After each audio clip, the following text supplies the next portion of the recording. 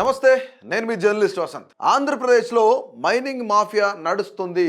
ఆంధ్రప్రదేశ్లో mining mafia గతంలో నడిచింది, ప్రస్తుతం కూడా నడుస్తుంది. ఇది చాలా మంది విశ్లేషకులు చెప్తున్న మాట, చాలా మంది మాట్లాడుతున్న మాటలు ఇవి. లోకేష్ ఏం మాట్లాడారు మైనింగ్ గురించి, ఇప్పుడు అసలు ఏం జరుగుతుందో మనం ఒకసారి కంపేర్ చేసి చూద్దాం. లోకేష్ ఏం మాట్లాడారు ఒకసారి చూద్దాం. బ్యాలెన్సెస్ అనేది ఉంటాయి. అలాంటిది రాయల్టీ కలెక్షన్ కూడా ప్రైవేటీకరణ చేశారు. సో వాళ్ళు చెప్పిందే కట్టాలి. వాళ్ళు మనం ఎక్కువ అని ప్రైవేట్ వాళ్ళు చెప్తే మనం అంతే రాయల్టీ కట్టాలి. వాళ్ళు మన బండ్లు పట్టుకుంటే కప్పం కట్టాలి. అంటే ఇంకా పోలీస్ వ్యవస్థ లేదు. అసలు మైనింగ్ డిపార్ట్మెంట్ ఎందుకుందో నాకు అర్థం అవట్లేదు. ఇంకా మైనింగ్ ఏం పాత్ర ఉందండి డిపార్ట్మెంట్ కి, డిఎంసీ వీళ్ళందరికీ ఏం పని? ఇంకా ఏం లేదు. అసలు ఎంత అన్యాయం అంటే రాయల్టీ కలెక్షన్ ప్రైవేటీకరణ అనేది చాలా ఆశ్చర్యం. సో ఇక్కడ ఏం చెప్తున్నా, చాలా అన్యాయంగా రాయల్టీ కలెక్షన్ జరిగింది. ఒకవేళ మధ్యలో బళ్ళు ఎవరు ఆపితే, వెహికల్స్ ఎవరు ఆపితే కనుక వెహికల్స్ వాళ్ళు ఇక అదంతా దందా జరిగింది అనేది లోకేష్ యొక్క అభిప్రాయం. ఇక్కడ మనం చూస్తే ఒకసారి లేటెస్ట్ అప్డేట్, ప్రస్తుత ప్రభుత్వంలో చేసిన ముఖ్యమైన కొన్ని నిర్ణయాలు ఏంటంటే 2024-25 కాలంలో విడుదలైన లేదా అమల్లోకి వస్తున్న కీలకమైన అంశాలన్నమాట. ఆంధ్రప్రదేశ్ మైనర్ మినరల్ పాలసీ 2025 అంటే ఎవరైతే మైనర్ వీళ్ళు ఉన్నారో, మైన్స్ వాళ్ళు ఉన్నారో, ఇక్కడ సిస్టమాటిక్ పాలసీ అనేది 2025 విడుదల చేయబడింది అనమాట. దీని లక్ష్యం ఏంటి? సుస్థిరమైన మైనింగ్, పారదర్శక లీజింగ్, అంటే లీజ్లో ఎలాంటి అక్రమాలు దందాలు జరగకుండా చూడాలి అనేది, రైట్. దీంతో పాటు ఆక్షన్ కానీ లేదంటే కమ్యూనిటీ బెనిఫిట్స్ కానీ మరియు మైనర్లకు సంబంధించిన నిబంధనలు ఇవన్నీ ఉంటాయన్నమాట. ఇక్కడ పాలసీతో పాటు మాడిఫైడ్ శాండ్ పాలసీ 2024కి అనుగుణంగా నియమాల్లో సవరణలు చేశారనమాట. ఏపీ ఎంఎంసీ రూల్స్ మార్పులు అంటే 1966 పైన 2025 సవరణలు కూడా చేశారు. చాలా క్లియర్, చాలా మార్పులు తీసుకొచ్చారు అనేది ఇక్కడ లోకేష్ వాదన. వన్ టైం సెటిల్మెంట్ స్కీమ్, ప్రభుత్వం సుమారు 1900 పెండింగ్ మైనింగ్ కేసుల పరిష్కారానికి ఓటీఎస్ ప్రకటించింది. లీజ్ ఆంక్షలు, వేలంపాట్లు, బిడ్లు, రాష్ట్రం వివిధ మైనర్ల కొరకు వేలంపాట్లు కూడా ఆక్షన్లు కానీ ఈ ఆక్షన్ కానీ నిర్వహిస్తామని చెప్పేసి గవర్నమెంట్ చెప్తుంది. ఇదంతా లోకేష్ మాట్లాడే మాట. ఏపీఎండిసికి సంబంధించి ఆంధ్రప్రదేశ్ మినరల్ డెవలప్మెంట్ కార్పొరేషన్ ఏవైతే ఉందో, రాష్ట్ర ఏపీఎండిసికి బీచ్ శాండ్ కానీ అంటే సముద్ర తీరంలో ఉండే శాండ్ కానీ అలాగే అరుదైన ఖనిజాలపైన కానీ విస్తరణకు ప్రయత్నాలు చేస్తుంది అనమాట. అలాగే కొన్ని ఐరన్ ఓర్ లీజులు పొడిగింపులకు సంబంధించి ప్రభుత్వం అనుమతి తీసుకుంది. అందులో ఇది 2059 వరకు కూడా లీజు పొడిగింపు నిర్ణయాలు కూడా నివేదించబడ్డాయి. అంటే గత ప్రభుత్వాలు ఫాస్ట్ గవర్నమెంట్ విధానాలు ఏంటి, కొన్ని సంక్షిప్తమైన చారిత్రాత్మక దశలు ఏంటి అని చూస్తే అంటే చంద్రబాబు నాయుడు పాలనలో ఎక్కడెక్కడ 1990 నుంచి 2000 వరకు, అలాగే 2014 నుంచి 19 వరకు చూస్తే కేంద్ర రాష్ట్ర ఆవిష్కరణల వద్ద ప్రైవేటు పెట్టుబడుల ఆకర్షణ, ఎక్కువగా భారీ మైనింగ్ రైట్స్, అలాగే ప్రోత్సాహకరంగా ఇచ్చే విధానాలు, కొన్ని రాజకీయ ఆర్థిక విధానాలు వచ్చాయన్నమాట. అంటే ప్రైవేటైజేషన్ స్వరూపాలు, ఇట్లా రాయితీలు ఇవ్వడం, అలాగే లీజింగ్లో కొన్ని మార్పులు, ఇవన్నీ కూడా ఉన్నాయన్నమాట.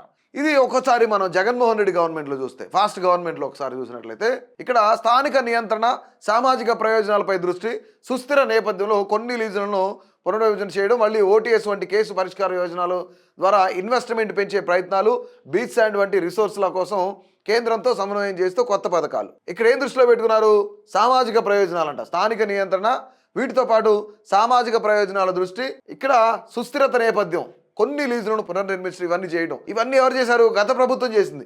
కానీ ఇక్కడ గత ప్రభుత్వాలు ఏంటి, రాయల్టీ కట్టాలి, లేదంటే అప్పనంగా దోచేసుకునే పరిస్థితులు కూడా, అప్పనంగా దోచేసుకునే ప్రయత్నాలు జరిగినాయి అనేది చాలా క్లియర్. ఇక్కడ సమస్యలు, వివాదాలు ఏంటి మనం చూస్తే, ప్రస్తుతం ఆంధ్రప్రదేశ్ ప్రభుత్వం ఇల్లీగల్ మైనింగ్ కేసులపైన పలు చర్యలు ప్రారంభించింది. అంటే గతంలో జగన్మోహన్ రెడ్డి హయాంలో ఇల్లీగల్ మైనింగ్ జరిగింది అనేది ప్రస్తుత ప్రభుత్వ వాదన, రైట్. ఇంతవరకు బాగానే ఉంది. అయితే ఇక్కడ ఏంటంటే గత ప్రభుత్వంలో ఇల్లీగల్ మైనింగ్ జరిగింది అనేది లోకేష్ చెప్తున్న మాట. కానీ ఈ ప్రభుత్వంలో లీగల్గా మైనింగ్ జరుగుతున్నా సరే ఇక్కడ మైన్ ఓనర్కి దక్కని ప్రాఫిట్, ప్రజలకు దక్కని ప్రాఫిట్, లేదంటే అక్కడ పనిచేసే ఎంప్లాయీస్ కానీ లేదంటే రోజువారీ కూలీలకు కానీ తగ్గని ప్రాఫిట్, అసలు మైన్ ఇన్వెస్ట్ చేసిన మైన్ ఓనర్కి తగ్గని ప్రాఫిట్ ఎవరికి తగ్గుతుంది? సమ్ ఎక్స్ అనే పర్సన్కి తగ్గుతుంది. ఎంత తగ్గుతుందంటే 100,000 కోట్లు తగ్గుతుంది. అది క్వార్ట్స్లో కానీ సిలికా శాండ్లో కానీ, అంటే మైనింగ్ దేంట్లోనైనా సరే ఎవరికి తగ్గుతుందంటే మూడో వ్యక్తికి తగ్గుతుంది. అసలు ఆ మూడో వ్యక్తి వల్ల ప్రభుత్వాలకు వచ్చే ఉపయోగం ఏంటంటే, ఫర్ ఎగ్జాంపుల్ అతను ఒక 5,000 కోట్లు సంపాదించాడు అనుకుందాం. ఒక 5,000 కోట్లు మైనింగ్ ద్వారా, అంటే సిలికా శాండ్ అవ్వచ్చు, క్వార్ట్స్ అవ్వచ్చు, ఇంకేదైనా అవ్వచ్చు, దీని ద్వారా సంపాదించాడు అనుకోండి. ఒక 5,000 కోట్లు సంపాదించాడు అనుకోండి. ఇందులో ఫస్ట్ టీడీపీ, వైసీపీ, అలాగే ఇక్కడ జనసేన, బీజేపీ, ఈ 4 పార్టీలు ఉన్నాయి. ఈ 4 పార్టీల్లో ఒక 80 కోట్లు టీడీపీకి, ఒక 80 కోట్లు వైసీపీకి, 50 కోట్లు జనసేనకి, ఒక 30 కోట్లు బీజేపీకి ఎలక్టోరల్ బాండ్స్ రూపంలో ఇస్తాడు. ఆ మధ్యవర్తిని తీసుకొచ్చింది ఇదిగో ఈ కోట్ల రూపాయల డబ్బు కోసం మాత్రమే. ఇప్పుడు సిలికా శాండే తీసుకుందాం. సిలికా శాండ్ విషయంలో ఒక ప్లాంట్ పెట్టడానికి, అంటే క్లీనింగ్ ప్లాంట్ పెట్టడానికి 10 కోట్ల రూపాయలు ఖర్చు అవుతుంది. కానీ ఇక్కడ కేవలం ఒక 250 రూపాయల టన్నుకి 250 రూపాయలు మాత్రం మిగులుతుంది. 10 కోట్లు పెట్టి ఖర్చు పెట్టి ఇన్వెస్ట్మెంట్ చేసిన వ్యక్తికి 250 మిగులుతుంది.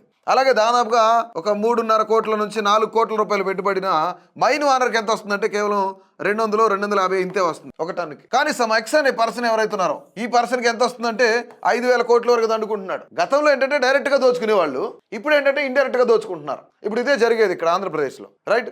లేటెస్ట్ గా ఒక జియో వచ్చింది. ఆ జియో ఎక్కడి నుంచి వచ్చిందంటే commissioner director of mines and geological Andhra Pradesh. ఇక్కడ జియో ఎప్పుడు వచ్చిందంటే చూడండి 13 మే 2025లో వచ్చింది. అసలు విషయం ఏంటి?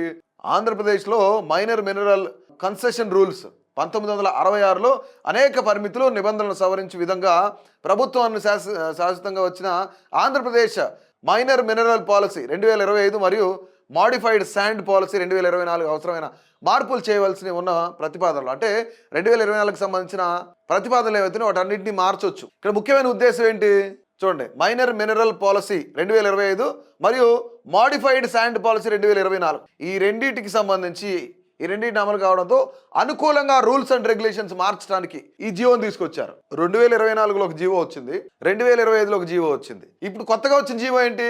ఈ రెండింటిని ప్రభుత్వానికి అనుకూలంగా మార్చుకోవచ్చు అనే జీవో వచ్చింది. ఇప్పుడు ఇక్కడ నిర్వహణ నియంత్రణ అంటే అనుమతులు, ప్రక్రియ, లీజింగ్, ట్రాన్స్పోర్ట్, సర్వే, ఫైనాన్షియల్, తర్వాత అష్యూరెన్స్ మరింత పారదర్శకంగా చేయడం కోసమే ఈ జీవో ముఖ్య ఉద్దేశం అని చెప్తున్నారు. అక్రమ తవ్వకాలు కానీ, రవాణా కానీ, మినరల్ లీకేజ్లపై నియంత్రణ చేసుకోవడం, అంటే వీటన్నిటిని కూడా నియంత్రణ చేయొచ్చు. సాంఘిక ప్రయోజనాలు, స్థానిక అభివృద్ధి, ఉద్యోగ సృష్టి వంటి లక్ష్యాలను మైనర్ల ఉనికిని అవసరాలకు అనుగుణంగా వినియోగించడం. అంటే జీవో ద్వారా ఎదురయ్యే అసలు ఇక్కడ ప్రభావాలు ఏంటంటే మైనర్ల లీజింగ్ మరియు తవ్వక పనులు త్వరగా స్వచ్ఛందంగా జరుపుకునేందుకు అవకాశం, చాలా ఫాస్ట్గా తవ్వుకోవచ్చు, అవకాశం ఇవ్వచ్చు, రైట్?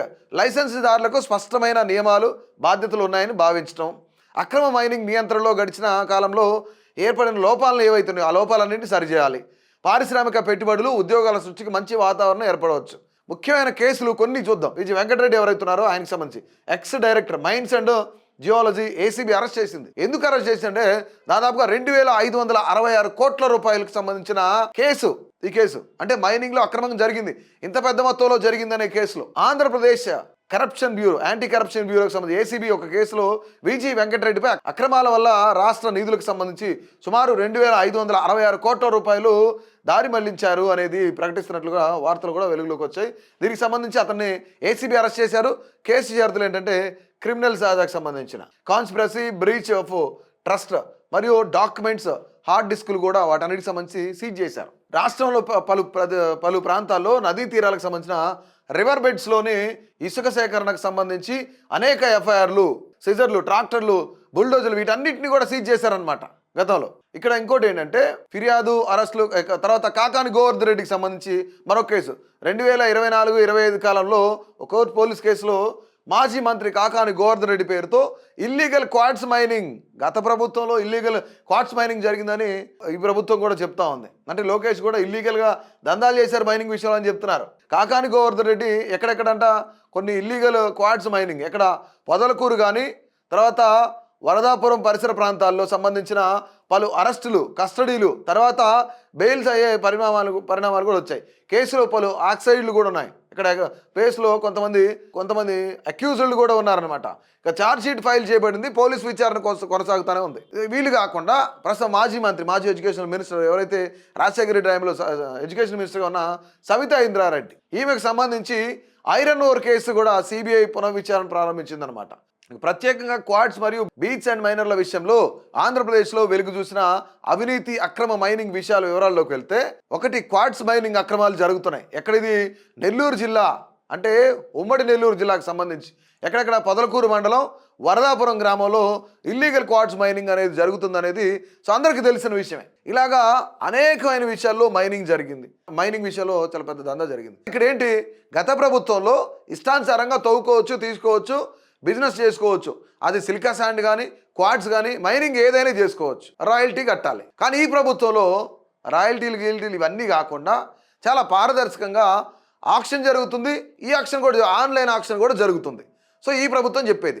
గత ప్రభుత్వంలో డైరెక్ట్గా దోచుకున్నారు, ఈ ప్రభుత్వంలో మూడో వ్యక్తిని పెట్టి దోచుకుంటున్నారు. సో ఇక్కడ జరిగేది ఇదే. సో ఆంధ్రప్రదేశ్లో ఇదే విధంగా మైనింగ్ మొత్తం ఇదే విధంగా జరుగుతుంది. సో దీని పట్ల ప్రజలందరూ ప్రశ్నించాలి డెఫినెట్లీ. ఆ ప్రాంత వాసులందరూ కూడా, ఆ ప్రాంత వాసులే కాదు రాష్ట్ర ప్రజలందరూ కూడా ఈ యొక్క మైనింగ్ వ్యవహారాలకు సంబంధించి దీనిపైన ప్రశ్నించాలని అభినవ్ భారత్ కూడా కోరుకుంటుంది.